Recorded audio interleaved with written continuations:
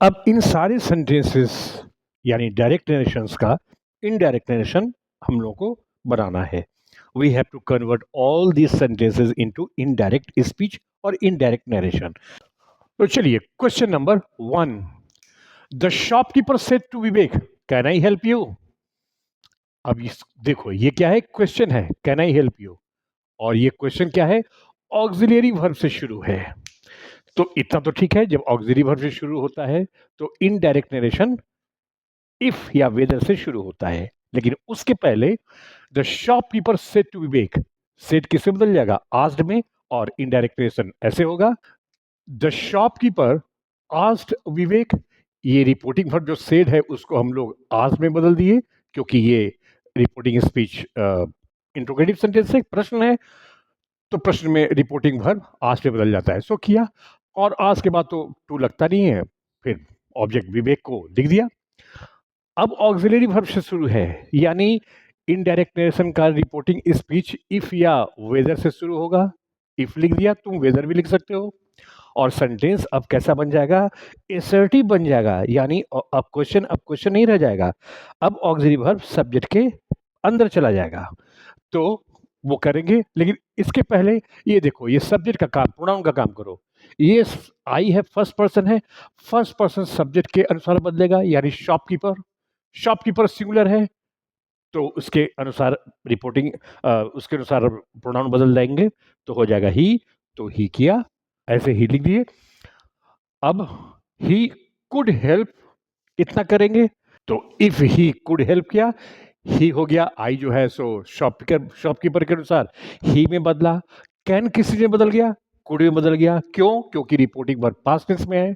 और कुड जो है सब्जेक्ट के अंदर चला आया, क्योंकि अब इनडायरेक्ट रिलेशन में क्वेश्चन क्वेश्चन नहीं रहता है, सेंटेंस एसर्टिव बन जाता है. यानी एसर्टिव मतलब एफर्मेटिव या नेगेटिव. तो नॉट तो इसमें है नहीं, यानी affirmative, subject plus could plus भी1, ये हो गया. अब हेल्प के बाद यू है, प्रोनाउन यू सेकंड पर्सन है, सेकंड पर्सन ऑब्जेक्ट के मुताबिक, यानी विवेक के अनुसार. तो विवेक मेल है, सिंगुलर है, और भर्ब के बाद लिखना है, तो हम लोग भर्ब के बाद क्या लिखते हैं? प्रोनाउन अगर लिखना हो तब ऑब्जेक्टिव केस, यानी हिम लिख देंगे. ऐसे हिम लिख दिया और फुल स्टॉप दे दिया, क्वेश्चन मार्क तो हट जाएगा. तो आपका इनडायरेक्ट नेशन क्या हो गया? The shopkeeper asked Vivek if he could help him. Finished.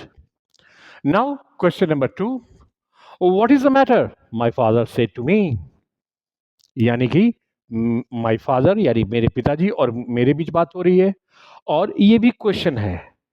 तो पहले तो इतना करेंगे, my father asked me, subject हुआ, और रिपोर्टिंग वर्ब सेड किससे बदल गया? आस्क्ड में बदल गया, क्योंकि ये क्वेश्चन है. यहाँ क्वेश्चन मार्क दे देना. अब उसके बाद मी किया. अब ये क्वेश्चन जो है डब्ल्यू एच वर्ड से शुरू हो रहा है.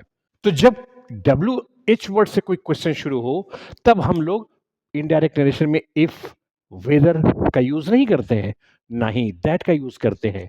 बस जो डब्ल्यू एच वर्ड क्वेश्चन में है उसी से शुरू करेंगे. व्हाट है, व्हाट से शुरू किया. अब what is the matter non action का सेंटेंस है. अब ये क्वेश्चन है, यानी इज जो है सो इस द मैटर के पहले लिखा हुआ है, क्योंकि ये क्वेश्चन है. क्वेश्चन में ऑक्सिलरी वर्ब सब्जेक्ट के पहले लिखा रहता है, सब्जेक्ट द मैटर है, उसी के पहले ऑक्सिलरी वर्ब लिखा हुआ है. अब याद रखना, इनडायरेक्ट नरेशन में ये इज जो है वो द मैटर के बाद में चला आएगा. तो ऐसे हो जाएगा, what the matter was. The matter के पहले ऑक्सिलरी वर्ब था इज, तो द मैटर के बाद अब ऑक्सिलरी वर्ब चला गया. अब इज तो वाज में बदला. क्यों? क्योंकि रिपोर्टिंग वर्ब पास्ट टेंस में है. रिपोर्टिंग वर्ब जब पास्ट टेंस में रहता है, तो नॉन एक्शन सेंटेंस में जब इज रहता है तो वाज में बदलता है. सो बदल दिया, फुल स्टॉप दे दिया, क्वेश्चन मार्क हटाकर, हो गया. Question number 3. Amrapali said, alas those happy days are gone. Amrapali बोली, हाय वो खुशियों के दिन गए.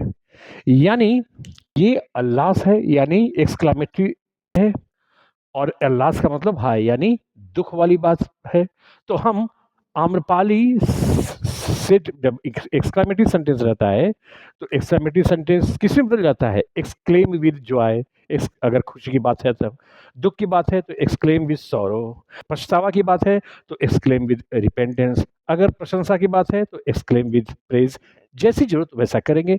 अभी तो हाय यानी दुख की बात है, तो आम्रपाली एक्सक्लेम्ड विद सॉरो ऐसे लिख देंगे। इतना लिख दिया, आम्रपाली एक्सक्लेम्ड विद सॉरो।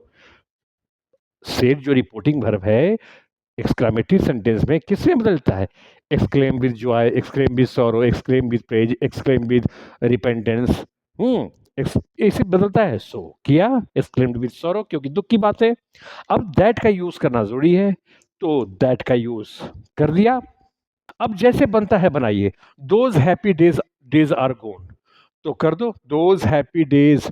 ये नॉन एक्शन में आर किस में बदल जाता है? वर में। तो those happy days were gone लिख दीजिए। दैट लिखकर लिख दिया, those happy days were gone. ये आर वर में बदला। तो आपका इनडायरेक्ट नरेशन क्या हो गया? Amrapali exclaimed with sorrow that those happy days were gone. Finished? हो गया। अब क्वेश्चन नंबर 4 में आ जाइए। Roshan said don't play here boys. ठीक, यानी हिंदी क्या हुआ? रोशन बोला यहाँ लड़के लोग यहाँ नहीं खेलो। अब ये डोंट से शुरू है। जब डोंट से शुरू होता है और मना ही रहता है, तब हम लोग कैसे करते हैं? रिपोर्टिंग वर्ब ये जो सेड है उसको हम स्टॉप, प्रिवेंट, प्रोहिबिट इन सबों में बदल देते हैं ऐसे। तो पहले तो इतना किया, रोशन स्टॉप्ड बॉयज। इस क्वेश्चन को पढ़ने से ही लग रहा है ना कि रोशन जो है, और रोशन जो है लड़कों से बात कर रहा है। रोशन बोला लड़के यहाँ मत खेलो, यानी लड़कों से बात हो रही है, यानी लड़कों को मना किया खेलने से। तो जब मना करना रहता है तो हम लोग क्या करते हैं? रिपोर्टिंग वर्ब को जैसा स्टॉप, प्रिवेंट, प्रोहिबिट कुछ भी बदल सकते हैं। अभी हम स्टॉप कर रहे हैं, तो रोशन स्टॉप्ड बॉयज, वर्ब के बाद ऑब्जेक्ट, रोकना कर सके पर बॉयज पर, इसको यहाँ लिख दिए बॉयज को। अब उसके बाद बॉयज के बाद हम लोग क्या करते हैं? From plus V4। तो ऐसे लिखो, फ्रॉम लिख दिया और किसी से मना किया? खेलने से। तो फ्रॉम के बाद V4, फ्रॉम V4 प्लेइंग कर दिया, खेलने से मना कर रहा है। तो हम लोग जानते हैं, हम लोग तो पढ़े भी हैं, स्टॉप, प्रिवेंट, प्रोहिबिट के बाद ऑब्जेक्ट, फिर फ्रॉम प्लस V4 आता ही, ये ग्रामर का नियम है, वही यहाँ पर लागू हुआ। अब उसके बाद क्या बच गया? हेयर। हेयर किस में? देयर में बदल जाएगा ऐसे। तो सेंटेंस आपका क्या हो जाएगा? Roshan stopped boys from playing there. अब यहाँ जो हम लोग स्टॉप्ड लिखे हैं, स्टॉप्ड, वहां पर प्रिवेंटेड भी लिख सकते हो, प्रोहिबिटेड भी लिख सकते हो, कर सकते हैं। अब यहाँ पर अगर स्टॉप, प्रिवेंट, प्रोहिबिट नहीं लिखोगे तो फॉरबिड भी करके बना सकते हो ऐसे। रोशन फॉरबिड बॉयज, इतना कर दिया। फॉरबिड का मतलब मना करना, फॉरबिड का V2 फॉरबिड, V3 फॉरबिडन। तो रोशन फॉरबिड बॉयज कर दिया। तो इतना याद रखना, जब स्टॉप, प्रिवेंट, प्रोहिबिट रहता है तब तो ऑब्जेक्ट लिखते हैं, फिर फ्रॉम प्लस V4। लेकिन अगर फॉरबिड का यूज करना होगा तो उसके बाद, फॉरबिड के बाद ऑब्जेक्ट, उसके बाद 2 प्लस V1 लिखा जाता है, फ्रॉम V4 नहीं। तो forbid boys to play here ऐसे कर दो, टू प्ले हियर ऐसे भी कर सकते हो। यानी ये भी सही है और ये भी सही है, तो जैसी मर्जी वैसे बना सकते हो। क्वेश्चन में ऑप्शन में देख लेना जैसा है। अब एक बात और यहां कहना चाहेंगे, अगर मान लिया जाए कि आप स्टॉप, प्रिवेंट, प्रोहिबिट या फॉरबिड इन चारों में से कुछ नहीं करेंगे तो कोई बात नहीं है, आप ऐसे बना सकते हैं। जैसे इसको मिटाते हैं और बताते हैं कि अगर तुम इन दोनों के तरीके से नहीं तो ऐसे ही बना सकते हो। अब हम नहीं स्टॉप, प्रिवेंट, प्रोहिबिट या फॉरबिड इन चारों में से कोई शब्दों का यूज नहीं करेंगे। सिंपल हम रिपोर्टिंग वर्ब को टेल में या सेड में करके कहेंगे। तो कैसे करेंगे? ऐसे, रोशन टोल्ड बॉयज, इतना तो कर दिया। अब रोशन सेड है, तुम कहोगे सेड के बाद 2 प्लस ऑब्जेक्ट रहता है, तब हम लोग सेड को टोल्ड में बदलते हैं। तो यहां पर तो सेड के बाद 2 प्लस ऑब्जेक्ट है ही नहीं, फिर यहां टोल्ड क्यों हम लोग लगाए? क्योंकि रोशन और लड़कों के बीच बात हो रही है, ये संदर्भ से, सेंटेंस के कॉन्टेक्स्ट से पता चल जा रहा है। देखो, रोशन बोला लड़के लोग यहां नहीं खेलो, यानी रोशन लड़कों से बात कर रहा है, तब ऑब्जेक्ट तो हमको ये मिल गया। तो तब हम लोग टोल्ड करेंगे। तो रोशन टोल्ड बॉयज किया। अब उसके बाद जब हम लोग स्टॉप, प्रिवेंट, प्रोहिबिट, फॉरबिड नहीं लगा रहे हैं, तब हमको आगे कैसे लिखना होगा? ऐसे, नॉट टू प्ले, ये ऐड कर देंगे। क्यों? अब नॉट लगाने की क्यों जरूरत हुई? इसमें इसमें नॉट क्यों नहीं लगाए? क्योंकि ये भी रूल है, स्टॉप, प्रिवेंट, प्रोहिबिट, फॉरबिड के बाद नॉट लगता ही नहीं है। इन सबों का तो खुद मतलब होता है मना करना या रोकना, तो इन सबों के बाद नॉट नहीं लगता है। लेकिन टोल्ड में तो ऐसी बात नहीं है, तो जब टोल्ड करेंगे तो नॉट लगाएंगे, नॉट टू प्ले।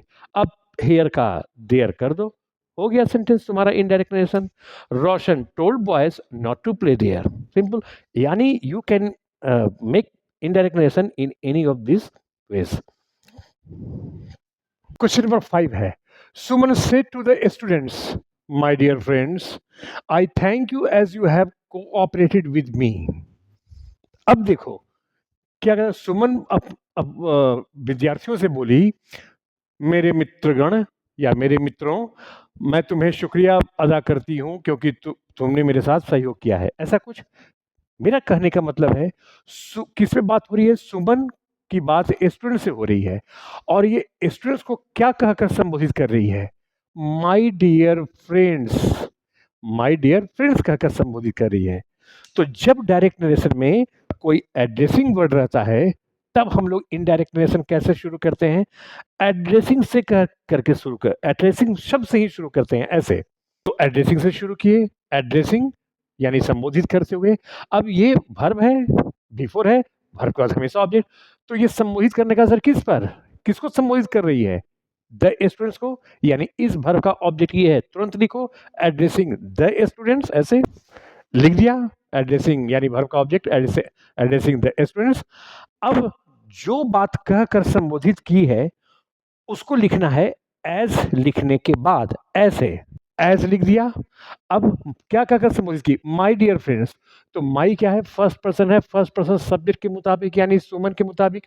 सुमन को यहाँ हम लड़की मान रहे हैं, क्योंकि Suman is such a name that can be given even to either to a boy और अ गर्ल। सुमन तो ऐसा नाम है जो लड़का या लड़की किसी को दिया सकता है। तो अभी इस सुमन को हम लड़की यानी फीमेल मानकर चल रहे हैं। तो माय डियर फ्रेंड्स हमको लिखना है, तो इसमें एक प्रोनाउन है माई, पॉजिटिव केस है, फर्स्ट पर्सन सुमन के यानी इस लड़की के अनुसार होगा। तो एज हर डियर फ्रेंड्स ऐसे लिख लीजिए, एज हर डियर फ्रेंड्स लिख दिया, यानी addressing the students as her dear friends लिखा। अब उसके बाद जैसे इनडायरेक्ट नरेशन बनाते हैं बनाइए। उसके बाद सुमन टोल्ड द स्टूडेंट्स लिखो।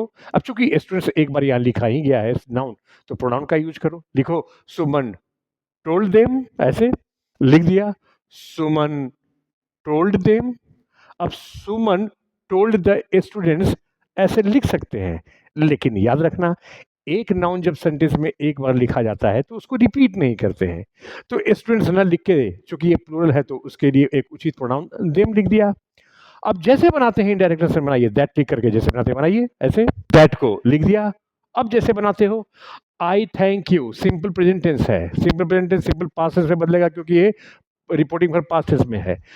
तो आई कौन पर्सन है? फर्स्ट पर्सन, सुमन के मुताबिक सी कर दो, सी। अब थैंक्ड का V2 क्या हो जाएगा? सिंपल पास्ट में सब्जेक्ट V2 करना है, तो सी थैंक्ड कर दिया। उसके बाद यू है second person, second person students है, प्लूरल है, तो देम ऐसे लिखो, देम लिख दिया। देम क्यों लिखा?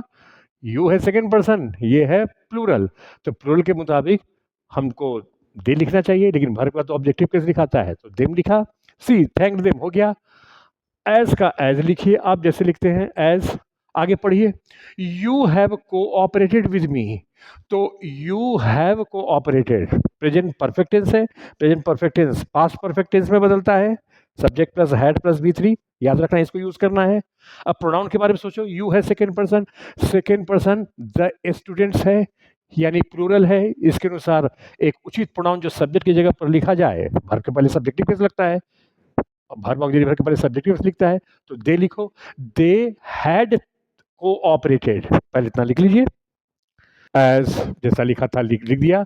यू हैव कोऑपरेटेड का they had cooperated past perfect tense में बना दिए, present perfect tense past perfect बदलता है। अब उसके बाद क्या है, विद का विद लिखिए, इसमें तो कोई प्रीपोजिशन का चेंज नहीं है। अब मी है फर्स्ट पर्सन सब्जेक्ट के मुताबिक सुमन यानी गर्ल सिंगुलर, और वर्ब के बाद या प्रीपोजिशन के बाद ऑब्जेक्टिव केस लिखते हैं तो विद हर लिख दो, प्रीपोजिशन के बाद ऑब्जेक्टिव केस लिखा जाता है तो लिख दिया। तो आपका इनडायरेक्ट नेरेशन क्या हो गया, addressing the students as her dear friends Suman told them that she thanked them as they had cooperated with her. इसी तरीके से बनाना है, यानी जो जनरल रूल्स है उसका भी यूज करना है, और एड्रेसिंग वाला जो इनडायरेक्ट नेरेशन है उसका भी यूज कर, दोनों का यूज करते हुए ऐसे बना देंगे। अब क्वेश्चन नंबर 6 में आ जाओ, पढ़ो। प्राची, प्राची है एक है PRACHI, Prachi said to us let us sing a song. Prachi ने हम लोगों से कहा चलो एक गाना गाए, यानी ये प्रपोजल है। जब लेटस लेटस शुरू होता है रिपोर्टिंग स्पीच तो हम लोग समझ जाते हैं कि ये प्रपोजल है। तो कैसे करोगे, रिपोर्टिंग वर्ब प्रपोज्ड में बदल जाएगा, हो जाएगा प्राची प्रपोज्ड टू अस, ऐसे।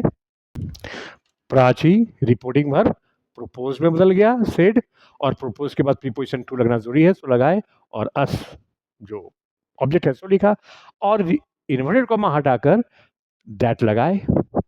अब late us sing a song, अब जब प्रपोजल रहता है तो इनडायरेक्ट नेरेशन में शुड लगाकर सेंटेंस को एसर्टिव बना देते हैं, तो ऐसे बन जाएगा दैट लिखकर we should sing a song, हो गया। ये वी क्यों हुआ, क्योंकि लेटस मतलब ये अस का यूज किसके लिए हो रहा है, प्राची के लिए और हम लोगों के लिए, तो हम लोग भी शामिल है इसमें, तो हम लोग अस करेंगे, वी करेंगे, क्योंकि हम लोग शामिल है, यानी फर्स्ट पर्सन प्लूरल नंबर में प्रोनाउन देंगे, सब्जेक्ट के स्थान पर लिखना है, सब्जेक्टिव केस लिखेंगे, शुड लगाना जरूरी है प्रपोजल वाले केस में जब लेटेस्ट से संडे शुरू होता है तब। सो लगाए, हो गया, Prachi propose to us that we should sing a song, finished. अब क्वेश्चन नंबर 7 में आ जाइए। The teacher said I shall finish the course as soon as it is possible. ये जनरल रूल्स है, इससे कोई साधारण सेंटेंस है, एफर्मेटिव सेंटेंस है, तो बनाओ। द टीचर सेड है, अब द टीचर सेड के बाद तो टू प्लस ऑब्जेक्ट है नहीं, यानी सेड अब टोल्ड में बदलेगा नहीं, तो द टीचर सेड का द टीचर सेड ही लिख दो ऐसे। द टीचर सेड लिख दिया, टोल्ड नहीं किया।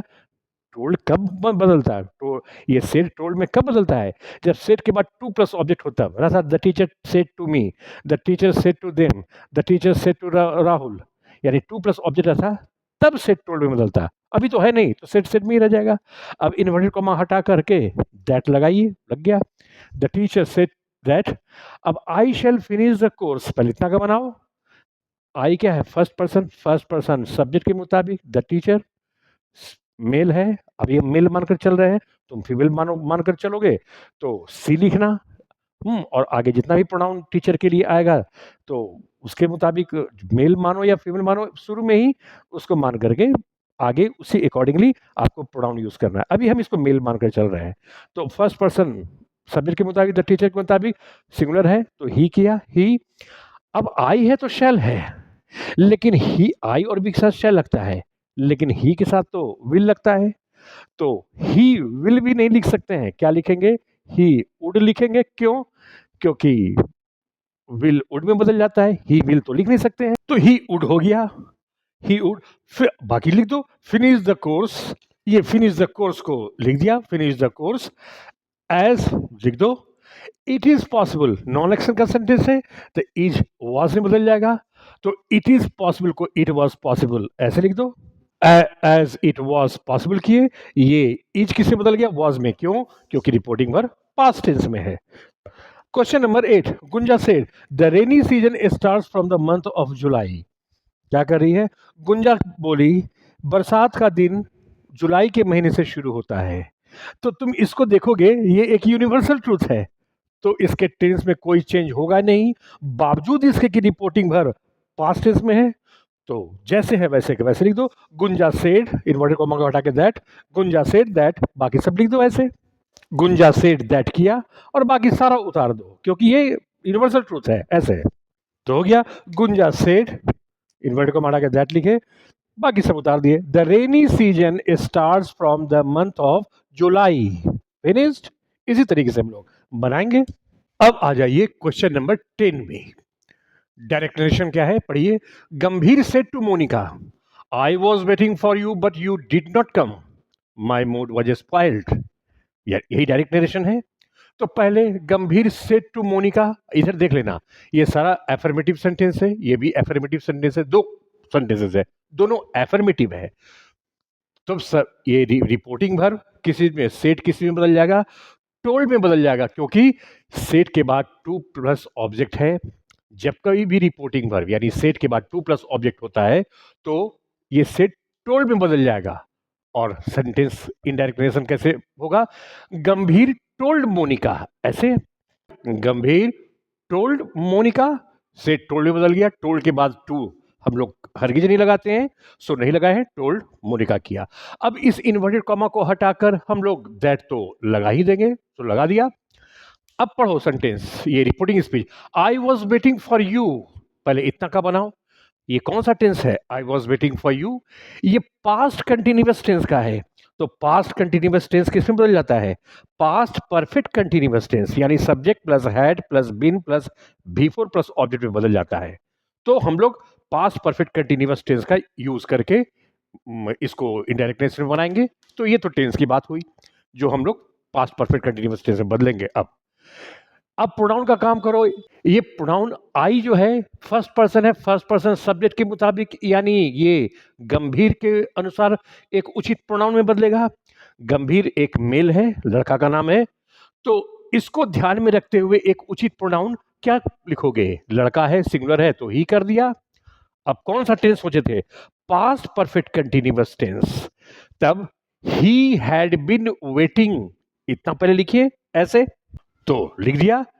ही तो लिख ही दिए थे, आई को ही में चेंज किए थे। अब past perfect continuous tense, he had been waiting, इतना लिख दिए। अब उसके बाद क्या है, फॉर यू। तो फॉर का तो तुम फॉर प्रीपोजिशन में तो कुछ करना नहीं है, इसको तुम रहने ही दोगे। लेकिन प्रोनाउन के बारे में सोचो, ये यू है सेकंड पर्सन। यू क्या है, सेकंड पर्सन है। सेकंड पर्सन किसके मुताबिक बदलता है, किसके अनुसार, ऑब्जेक्ट के अनुसार। यानी ऑब्जेक्ट क्या है, मोनिका, यानी मोनिका को ध्यान में रखते हुए एक उचित प्रोनाउन में बदलेंगे। और ध्यान रखना, ये प्रीपोजिशन के बाद और वर्ब के बाद ऑब्जेक्टिव केस लगता है, हम लोग जानते हैं।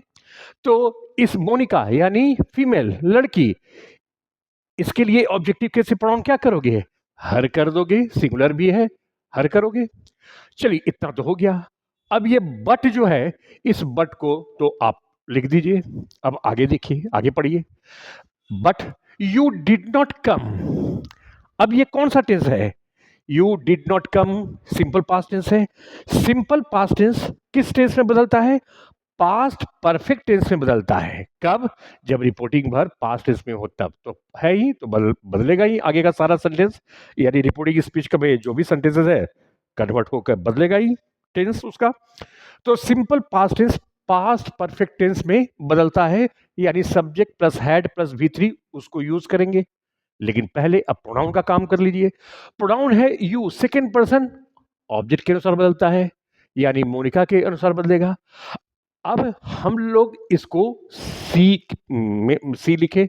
सी क्यों लिखे, एक बार मोनिका के लिए यहां पर हर लिख रहे हैं, एक बार मोनिका के लिए यहां पर सी लिख रहे हैं, क्यों, क्योंकि बट के बाद तो सेंटेंस शुरू हो रहा है, दूसरा सेंटेंस, तो सब्जेक्ट के स्थान पर है ना, ये सब्जेक्ट के स्थान पर है, तो सब्जेक्टिव केस लगेगा। मोनिका गर्ल है, सिंगुलर है, सब्जेक्टिव केस सी लगेगा, लड़की के लिए सी ही लगता है। ये क्या था, ऑब्जेक्ट की जगह पर था। और हम लोग जानते हैं कि प्रीपोजिशन और वर्ब के बाद ऑब्जेक्टिव केस में ही प्रोनाउन लगता है, इसलिए हर लगा, क्योंकि हर ऑब्जेक्टिव केस है। खैर, तो सी को तो हम लोग यहां यू को सी में बदले मोनिका के अनुसार। अब पास्ट परफेक्ट टेंस हमको यूज करके बनाना है, क्योंकि देखो did not come simple past tense है, तो क्या लिख दोगे, सी हैड नॉट, और कम किस में बदलता है, गो में, तो गो का भीतरी गॉन, ऐसे लिख दोगे।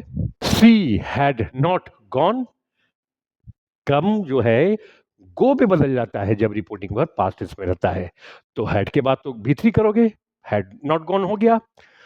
अब यहां तक तो हो गया। उसके बाद फुल स्टॉप है, तो क्या तुम फुल स्टॉप तुम भी दे दोगे? नहीं। याद रखना, जब फुल स्टॉप रहेगा तो तुम भी फुल स्टॉप नहीं दे देना, एस को एंड करके जोड़ देना। एंड फर्दर सेड, ऐसे कर देना।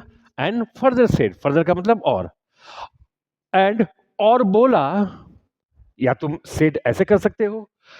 अगर तुम सेड के बाद फिर तुम लिखना चाहते हो मोनिका, तब तुमको फर्दर टोल्ड मोनिका लिखना पड़ेगा। लेकिन अगर मोनिका नहीं लिखेंगे, यानी ऑब्जेक्ट नहीं लिखेंगे, तो सेड ही रहेगा, क्योंकि सेड तो टोल्ड में तब बदलता है जब उसके बाद ऑब्जेक्ट रहता है। तो हम यहां पर मोनिका नहीं लिख रहे हैं, सेड को सेड ही में छोड़ देंगे। क्यों नहीं लिख रहे हैं? क्योंकि एक बार तो सेंटेंस में मोनिका हो ही गया, तो बार बार सेंटेंस में सेम नाउन को रिपीट नहीं किया जाता है। तो कर एंड फर्दर सेड कर दिया। इतना लिखने के बाद अब इस सेंटेंस को पढ़ो और उसका इनडायरेक्ट नरेशन बनाओ। माई मूड वॉज स्पॉइल्ड, क्या है? माई मूड वॉज V3। अब ये क्या है? सिंपल पास्ट टेंस का पैसिव वॉइस है। तो सिंपल पास्ट टेंस किस में बदल जाता है? पास्ट परफेक्ट टेंस में। तो जब सिंपल पास्ट टेंस का पैसिव है ना, was plus V3 simple past tense के पैसिव वॉइस में ही लगता है। तो जब सिंपल पास्ट टेंस का पैसिव वॉइस है, तो सिंपल पास्ट टेंस बदल जाता है पास्ट परफेक्ट टेंस में, जब रिपोर्टिंग वर्ब पास्ट फॉर्म में रहता। तब इस सिंपल पास्ट टेंस का पैसिव वॉइस को हम पास्ट परफेक्ट टेंस के पैसिव वॉइस में बदलकर ऐसे बना देंगे। देखो, सेड दैट लिख दिया, that his mood had been spoiled, had been V3 या पास्ट परफेक्ट टेंस का पैसिव वॉइस यूज कर दिया। अब यहां पर भी ध्यान देखना, ये माई है, माई मूड है, इसको हम लोग किस में बदल दिए? हिज मूड में। क्यों? माई फर्स्ट पर्सन है और पॉजिटिव केस है। फर्स्ट पर्सन सब्जेक्ट के अनुसार, यानी गंभीर के अनुसार। गंभीर है मेल सिंगुलर, और इसके अनुसार पॉजिटिव केस मेल सिंगुलर में क्या हम पॉजिटिव केस कहते हैं? हिज। पॉजिटिव केस ही क्यों यूज कर रहे हैं? क्योंकि क्वेश्चन में तो माई ये भी तो पॉजिटिव केस है, तो पॉजिटिव केस के प्रोनाउन को बदलकर पॉजिटिव केस में ही रखना पड़ेगा ना। तो हो गया his mood had been spoiled. इस तरीके से पूरा आपका क्या हो गया? Gambhir told Monica that he had been waiting for her but she had not gone, and further said that his mood had been spoiled. इस तरीके से हम लोग डायरेक्ट आंसर बनाएंगे। अब आ जाओ क्वेश्चन नंबर 11 में। Swati said I must start this work today. तो स्वाति सेठ, सेठ के बाद तो कोई ऑब्जेक्ट है नहीं, तो सेठ को सेड ही में रखोगे। तो ऐसे कर दो, स्वाति सेड, इतना कर दिए।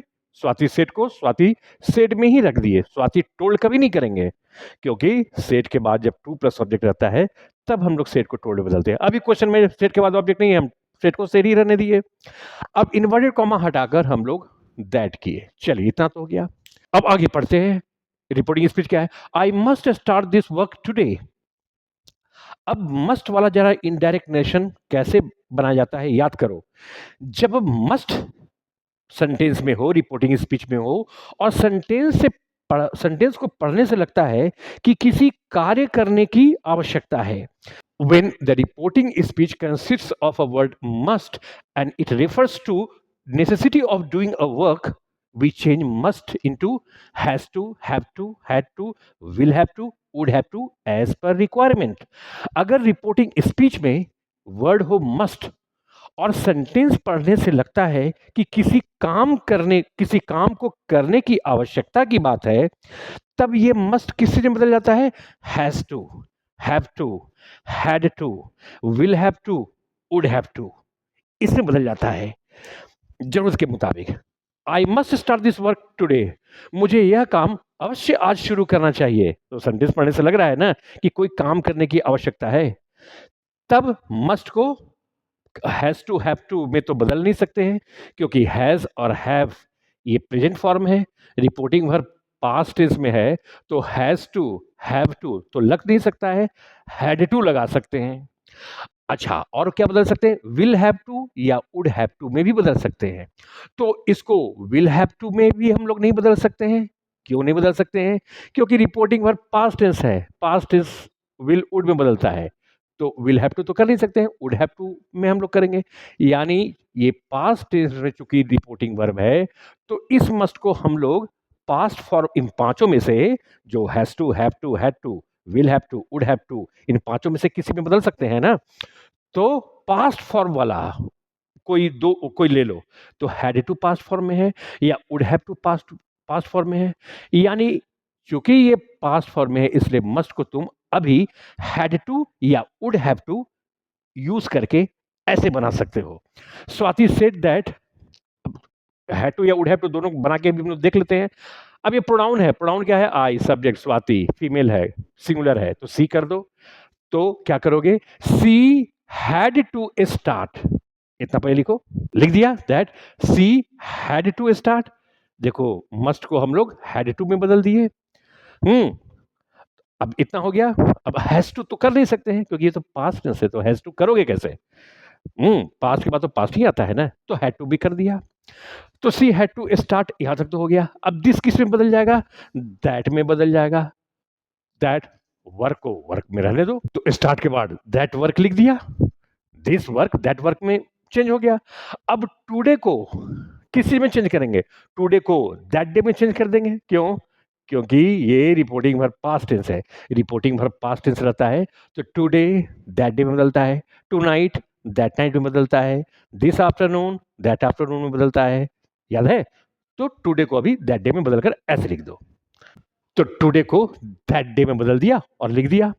तो आपका क्या हो गया, Swati said that she had to start that work that day. ये हो गया। अब इसी चीज को वुड हैव करके बनाओ, वुड हैव टू करके ऐसे बन जाएगा। देखो तो इतना तो हो गया, स्वाति सेड दैट। अब प्रोनाउन तो आई है, स्वाति के मुताबिक सी लिखोगे।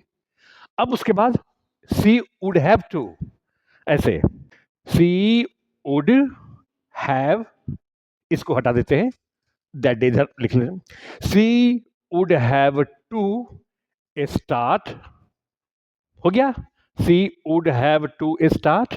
याद करो ये स्ट्रक्चर नंबर 5 है और कुछ नहीं। तो सी वुड हैव टू स्टार्ट करो, हो गया। दिस वर्क को दैट वर्क में बदलो, टुडे को दैट डे में बदल कर ऐसे लिख दो, तो लिख दिया, start that work that day. तो दूसरे तरीके से ये भी हो गया, Swati said that she would have to start that work that day. यानी दोनों तरीके से हम लोग बना सकते हैं।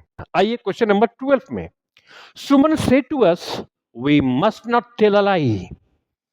अब सुमन सेड टू अस, तो पहले तो सुमन टोल्ड अस करोगे क्योंकि सेड के बाद टू प्लस ऑब्जेक्ट है, तो सुमन टोल्ड अस ऐसे लिख दीजिए, सुमन टोल्ड अस लिख दिया। अब इन्वर्टेड कॉमा को हटाकर दैट लिख दिया। अब जरा ध्यान देना, we must not tell a lie, इसका मतलब क्या हो, हम लोगों को अवश्य झूठ नहीं बोलना चाहिए। अब मस्ट जो वाला जो इनडायरेक्ट नरेशन पढ़े थे उसको याद करो। मस्ट जब रिपोर्टिंग स्पीच में होता है तो दो अर्थ दे सकता है। कोई काम करने की आवश्यकता को की बात हो सकती है, किसी काम को करने की आवश्यकता की बात होती है, जैसे तुम इसमें देखे क्वेश्चन नंबर 11 में जो तुम बनाए। तो जब कोई मस्ट से कोई काम करने की आवश्यकता का सेंस निकले, तब हम लोग मस्ट को किस में बदलते हैं, has to, have to, had to, will have to, would have to. इन पांचों में से कोई एक जरूरत के मुताबिक, जैसा तुम इस क्वेश्चन में अभी किए, 11 का जो इनडायरेक्ट नेशन बनाए उसमें किए। लेकिन इस क्वेश्चन नंबर 12 को देखो, जब मस्ट रिपोर्टिंग स्पीच में लगा रहे और सेंटेंस पढ़ने से when we read the reporting speech it signifies a moral duty, it sounds like a moral duty. जब रिपोर्टिंग स्पीच को पढ़ते हैं तो सुनने में लगता है कि ये एक नैतिक कर्तव्य है। तो जब मस्ट नैतिक कर्तव्य का के सेंस में यूज हो, रिपोर्टिंग स्पीच में नैतिक कर्तव्य का अर्थ दे रहा हो, ऐसी स्थिति में मस्ट मस्ट ही रह जाता है, कोई चेंज नहीं होता है। तो तुम ऐसे बनाओगे, मस्ट को चेंज करना नहीं है। तो वी क्या हुआ, फर्स्ट पर्सन सुमन, सब्जेक्ट के मुताबिक सुमन को हम लोग लड़की मान रहे हैं, गर्ल मान रहे हैं, तो सुमन के लिए हम लोग सी कर दिया। अब जैसे ही आप सी किए तो सोचो तो सही हो गलत हो? ये गलत है। क्यों? ये वी जो है क्या है? फर्स्ट पर्सन है। तो ठीक है, फर्स्ट पर्सन तो सुमन के अनुसार बदलेगा, सुमन गर्ल है, वो ठीक है, तो सी ही लगना चाहिए। लेकिन ये क्वेश्चन में क्या लिखा हुआ है? वी। तो ये वी जो है क्या है? प्लूरल फॉर्म में है। तो ये फर्स्ट पर्सन सब्जेक्ट के अनुसार तो बदलेगा ही, सुमन के अनुसार, यानी थर्ड पर्सन के अनुसार। लेकिन third person singular number she नहीं लिखा जाएगा, थर्ड पर्सन प्लूरल नंबर यानी दे लिखा जाएगा। क्यों? क्योंकि क्वेश्चन में वी लिखा हुआ है, देखो इसको, ये वी है, तो थर्ड पर्सन प्लूरल नंबर क्या होता है? दे। तो तुम लिखोगे दे। अब आगे कुछ नहीं करना है, इस मस्ट को तो चेंज करना नहीं है क्योंकि मोरल ड्यूटी है। तो they must not tell a lie, ऐसे लिख दीजिए। तो लिख दिया, they must not tell a lie. आपका इनडायरेक्ट नेशन क्या हो गया? Suman told us that they must not tell a लाई।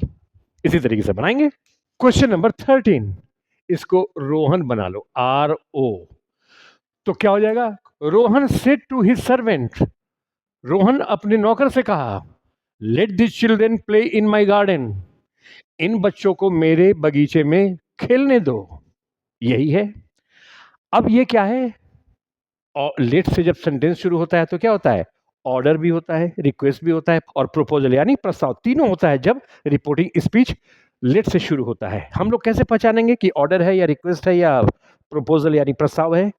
जब लेट के बाद अस लगा रहे, लेट अस ऐसा रहे, तो समझना कि प्रस्ताव है और प्रपोजल वाला रूल लगाओगे। लेट के बाद अगर मी रहे, लेट मी आगे कुछ रहे, तुम समझना कि ये रिक्वेस्ट है, तो रिक्वेस्ट वाला रूल लगाओगे जैसा पढ़े थे। और इन दोनों को छोड़कर अगर लेट के बाद यानी अस और मी को छोड़कर कुछ भी लिखा रहे, तुम क्या समझोगे? कि ये ऑर्डर है, तो ऑर्डर वाला रूल तुम लगाओगे। तो Rohan said to his servant, चूंकि ये ऑर्डर दे रहा है, तो तुम क्या करोगे? रिपोर्टिंग वर्ब को ऑर्डर में बदलोगे।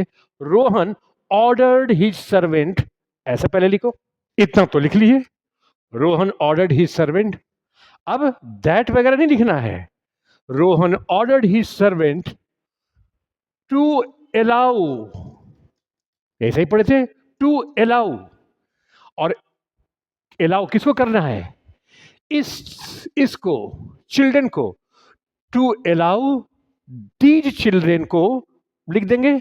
अब दीज चिल्ड्रेन तो नहीं लिखेंगे, दीज किससे बदल जाता है? दोज में। तो अलाउ के बाद क्या लिख दो? दोज चिल्ड्रेन, ऐसे लिख दीजिए। तो अलाउ दोज चिल्ड्रेन लिख दिया। Rohan ordered his servant to allow those children, है, लेट टू प्लस अलाउ में बदल जाता है, तो किया, पढ़े ही है। अब उसके बाद टू प्लस भी वन लगाना है, क्या करोगे? टू प्ले इन, पहले इतना लिखो, ये जो वर्ब है टू लगा कर ऐड कर दिए, टू प्ले इन किया। माई गार्डन, माई फर्स्ट पर्सन है, सब्जेक्ट के मुताबिक यानी रोहन के मुताबिक, मेल है, सिंगुलर है, तो इसका प्रोनाउन पॉजिटिव केस में चूंकि यहां लिखा हुआ है, तो रोहन के अनुसार, मेल के अनुसार सिंगुलर पॉजिटिव केस हिज हो जाएगा। तो माई गार्डन को किससे बदल दोगे? हिज गार्डन में, ऐसे हिज गार्डन। तुम्हारा इनडायरेक्ट रिलेशन क्या हो गया? Rohan ordered his servant to allow those children to play in his garden. तो इसको देखना, अगर ये बात से समझ में नहीं आ रही है तो लिंक दे देंगे कि ऑर्डर का लेट से जब सेंटेंस शुरू हो और ऑर्डर हो तो उसको इनडायरेक्ट रिलेशन कैसे बनाते हैं, उसका लिंक डिस्क्रिप्शन में हम दे देंगे। Question number 14, Vivek said to his teacher, let me go back home sir. अब ध्यान से, लेट के बाद क्या रिपोर्टिंग भी दो, लेट मी गो। लेट के बाद जब मी रहेगा तब हम लोग क्या समझेंगे? कि रिक्वेस्ट है। लेट के बाद जब अस रहेगा तो हम समझेंगे प्रपोजल, प्रस्ताव है। और इन दोनों मी और अस को छोड़कर लेट के बाद कुछ भी रहेगा तो हम क्या समझेंगे? कि ऑर्डर है। जैसे लेट के बाद अस और मी दोनों में से कोई नहीं है तो इसको क्या समझे लोग? ऑर्डर। और ऑर्डर में रिपोर्टिंग वर्ब को किसमें बदल दी है? ऑर्डर में। लेकिन यहां क्या है? लेट के बाद मी है, यानी लेट के बाद मी रहता है तो रिक्वेस्ट रहता है। तो विवेक सेड टू हिज टीचर, तो विवेक रिक्वेस्टेड हिज टीचर, ऐसे बनाएंगे। तो लिख दिया विवेक रिक्वेस्टेड हिज टीचर, क्योंकि ये पास्ट टेंस में है तो रिक्वेस्ट को भी पास्ट में रखा, विवेक रिक्वेस्टेड हिज टीचर लिख दिया। अब एक यहां पर गौर करो, यहां पर क्या है, सर।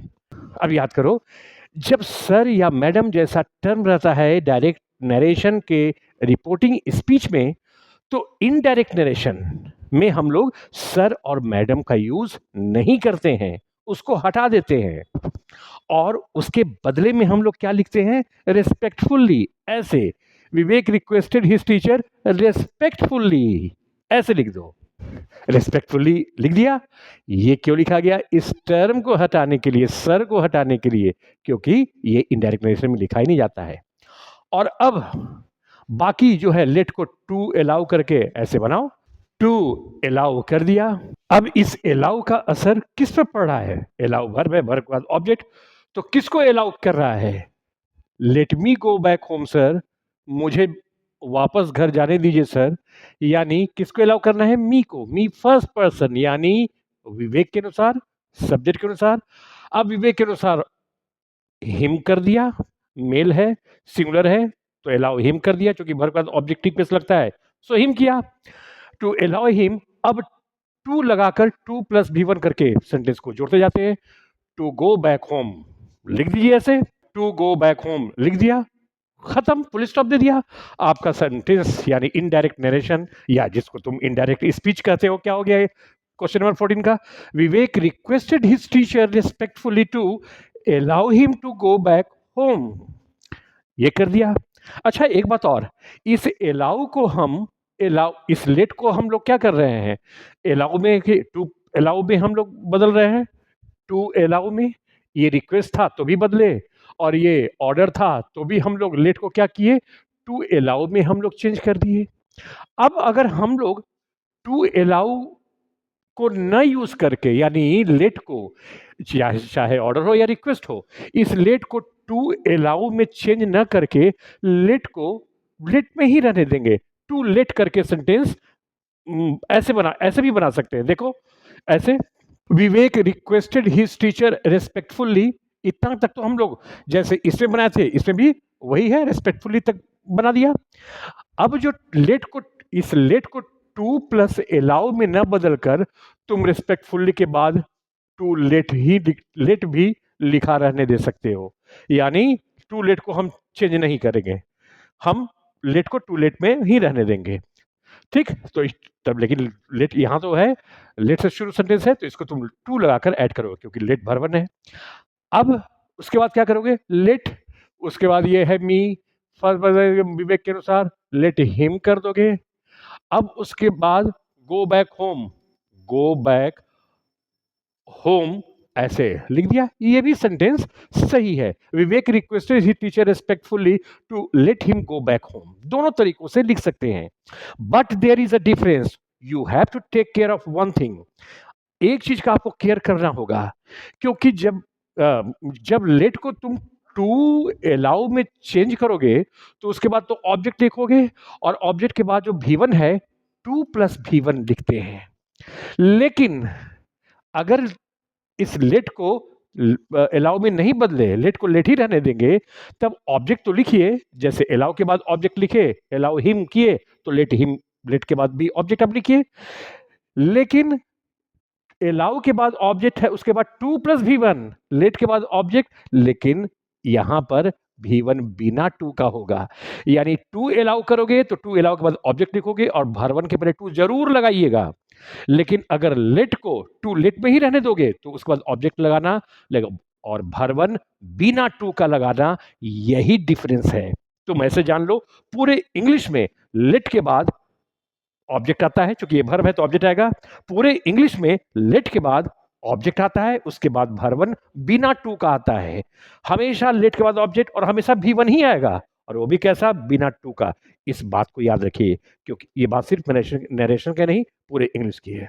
तो आप दोनों तरीके से बना सकते हैं, इसमें भी वैसे ही तुम कर सकते थे, अभी तो नहीं लिखे हैं, इसको ऐसे कर सकते हैं, Rohan ordered his servant to let those children play in his garden, यानी टू अलाउ ना करके लेट करते, तो इस उसके बाद तो ऑब्जेक्ट हो गया दो चिल्ड्रेन, उसके बाद इस वर्ब एंड प्ले के पहले ये टू नहीं लिखना। अगर लेट को टू अलाउ में न बदलकर टू लेट ही रहने दोगे तब। Rohan ordered his servant to let those children play in his garden, ऐसे कर सकते हो। क्वेश्चन नंबर 15 में देखिए, the monk said to Suman may you live happily always. अब यहां पर सेंटेंस पढ़ो, जब मे से शुरू होता है तो क्या होता है, दुआ या ऑप्टेटिव सेंटेंस पढ़े थे ना, मे से सेंटेंस शुरू होता है और इसका साइन ऐसे होता है, इसमें नहीं दिया फुल स्टॉप नहीं, ऐसे होगा, इन्वर्टेड कॉमा बंद। तो ऑप्टेटिव सेंटेंस किसको कहते हैं, a sentence that shows wish और कर्स, ऐसा वाक्य जो दुआ और बद्दुआ को दिखाए उसी को कहते हैं ऑप्टेटिव सेंटेंस। अगर सेंटेंस पढ़ने से यानी रिपोर्टिंग स्पीच पढ़ने से लगता है कि ये एक दुआ है, हाँ विश है, तो हम लोग रिपोर्टिंग वर्ब सेड को किसमें बदल देंगे, विश में या फिर ब्लेस में। अगर रिपोर्टिंग स्पीच पढ़ने से लगता है कि बद्दुआ है, अभिशाप है, तब रिपोर्टिंग वर्ब को किस में बदल देंगे, कर्स में बदल देंगे। बस यही काम करना है और इन्वर्टेड कॉमा को हटा करके दैट लिखना है और सेंटेंस को एसर्टिव बना देना है, यानी ऑक्सिलरी वर्ब अब शुरू में नहीं होगा, सब्जेक्ट के पहले नहीं होगा, सब्जेक्ट के बाद में। तो देखो ऐसे करेंगे, द मॉन्क विश्ड सुमन, चूंकि ये विश है, दुआ है, तो रिपोर्टिंग वर्ब को विश में बदल दिया, सुमन लिखा और उसके बाद टू नहीं लगा देंगे, विश के बाद टू प्लस ऑब्जेक्ट नहीं, बिना टू का। उसके बाद रिपोर्टिंग वर्ब इन्वर्टेड कॉमा हटा करके दैट लगाए। अब सेंटेंस को एसर्टिव ऐसे बना दीजिए, लेकिन प्रोनाउन का तो पहले काम कीजिए, यू सेकंड पर्सन, सुमन ये फीमेल है तो सी करो, तो सी किया, सी माइट। अब सेंटेंस एसर्टिव बन जाएगा तो ये मे जो क्या है, ये ऑक्सिलरी वर्ब जो मे है वो सब्जेक्ट के अंदर चलाएगा, सब्जेक्ट के बाद लिखा जाएगा। तो मे लिखाएगा, लेकिन मे न लिखे हम लोग माइट लिखे हैं, क्यों, क्योंकि रिपोर्टिंग वर्ब क्या है, पास्ट फॉर्म में है, पास्ट फॉर्म में है। तो जब पास्ट फॉर्म में रहता है रिपोर्टिंग वर्ब तो मे किस में बदल जाता है, माइट में। सो किए, सी माइट लिव। अब बाकी जो है हैप्पीली ऑलवेज ऐड कर दो, ऐसे हैप्पीली ऑलवेज ऐड कर दिया तो आपका क्या हो जाएगा, indirect narration, the monk wished Suman that she might live happily always. यही है ऑप्टेटिव सेंटेंस। क्वेश्चन नंबर 17 आ जाइए, Alok said what a beautiful scenery, और देखो ये नोट ऑफ एक्सक्लामेशन है। तो जब एक्सक्लामेटरी सेंटेंस का बनाना रहता है इनडायरेक्ट नरेशन और रिपोर्टिंग स्पीच व्हाट या हाउ से शुरू होता है, तो हम लोग ऐसे बनाते हैं। पहले तो आलोक सेड को क्या करेंगे, आलोक एक्सक्लेम्ड ऐसे कर देंगे, आलोक एक्सक्लेम्ड कर दिया। अब इन्वर्टेड कॉमा को हटाकर हम लोग दैट करेंगे, कर दिया। अब रिपोर्टिंग स्पीच है व्हाट अ ब्यूटीफुल सीनरी, क्या सुंदर दृश्य है। तो जब व्हाट या हाउ से शुरू होता है तब हम लोग कैसे बनाते हैं, इट प्लस ऑक्सिलरी वर्ब ऐसे करके बनाते हैं। देखो इट वॉज, फिर आर्टिकल ए लगाते हैं और वेरी जो एडजेक्टिव लिखा रहेगा उसके पहले एक एडवर्ब देना जरूरी है, एडजेक्टिव के पहले लिखना रहता है उचित एडवर्ब।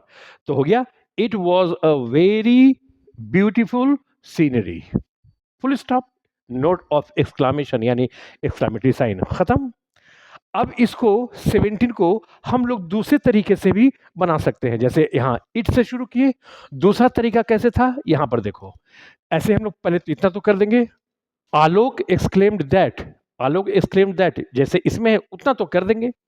अब इसमें हम लोग इट से शुरू किए हैं, दूसरा तरीका क्या था कि नाउन से ही शुरू कीजिए, ये जो सीनरी नाउन है इसी से इनडायरेक्ट नरेशन शुरू कीजिए और ऐसे बनाइए, सीनरी वॉज वेरी ब्यूटीफुल, ऐसे भी हम लोग बना सकते हैं, यानी इट से भी शुरू करते हैं और नाउन से भी शुरू हम लोग कर सकते हैं, ऐसे बनेगा Alok exclaimed that scenery was very beautiful. दोनों तरीकों से बना सकते हैं, ऐसा भी ऐसा भी। क्वेश्चन नंबर 18 में आ जाइए, विकास सेड हाउ वंडरफुल।